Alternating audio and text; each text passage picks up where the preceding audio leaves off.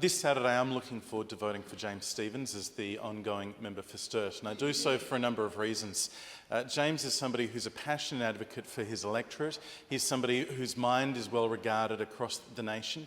He contributes to making the Federal Liberal Party a stronger team. He contributes to making the Federal Parliament a stronger team.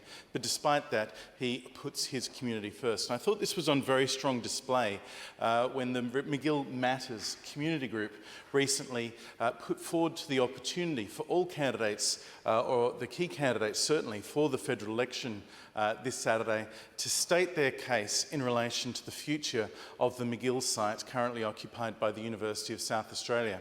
Members would recall that as part, certainly at the same time, but certainly as part of the university merger proposal, one of the aspects of that was that this state government has purchased for approximately $65 million the land at the McGill UniSA site.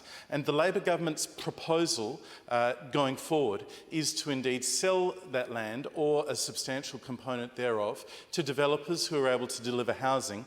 The stated ambition of Renewal SA and the Treasury when the Universities Committee was exploring this was that the government wants to recoup that $65 million, or as the then under Treasurer Rick Purse said, they want to recoup at least $65 million from the sale. Now, since then, a number of things have happened, led by the Liberal Party, by Vincent Tarzia as Liberal leader, with my support, with support of people like Scott Kennedy, the Liberal candidate for Morialta, and indeed James Stephens, the Liberal member for Sturt. The Labor Party has started talking about other things too. They've started talking about the heritage value of Murray House. They've started talking about it and acknowledging the importance of the area around the creek line that is valued by so many walkers. And indeed, as James Stephens has highlighted on so many occasions, amongst others, the opportunity and the need for more recreational facilities. The community has also played an enormous role in this matter, and the McGill Matters Facebook group, led by Charlotte Reimer, but with the support of an active committee, has indeed been advocating hard for continued community use of that space. And going forward, I think the McGill Matters community group, as they did during the Renewal SA public consultation, will continue to play an important role. So I want to commend everyone in the group, Charlotte and all of her team, for what they've done in this role. Now, a couple of days ago, they put up statements from the four main candidates in the federal election as to what they're doing there.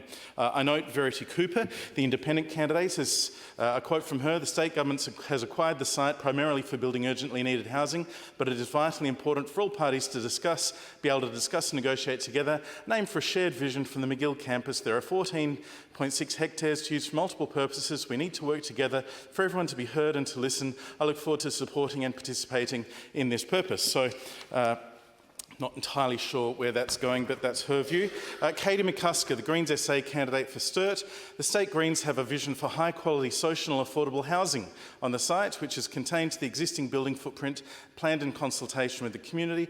Any such development would include retention of the existing green space, along with important recreational and other facilities so well used and loved by local residents." So, social and affordable housing with retention of some green space.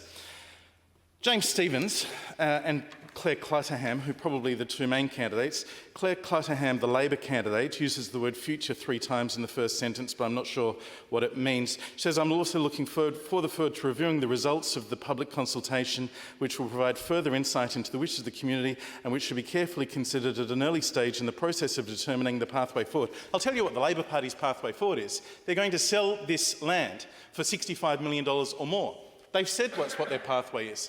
Renewal SA is consulting on a master plan. That is good, and hundreds of members of the local community have considered it and contributed to it. But I have no faith in the Labor Party to take those considerations seriously, absent action taken or a clear election commitment by the Labor Party to protect and preserve this land for the community. James Stephens, by comparison, is very clear. He says, "I am strongly opposed to any proposals for dense housing on the UniSA land on either side of St Bernard's Road." He talks about the importance of opportunities for multi-code recreational precincts. He says developments of this nature that protect existing open space and provide enhanced community use have my strong support. They have my support too. They have the support of the local community. James Stephens is the only candidate very clearly and unambiguously making this support for recreational facilities, opposing Labor's high-density sell-off of the land, supporting the environmental and recreational opportunities on this site, and James Stephens will continue to have my support. Yeah.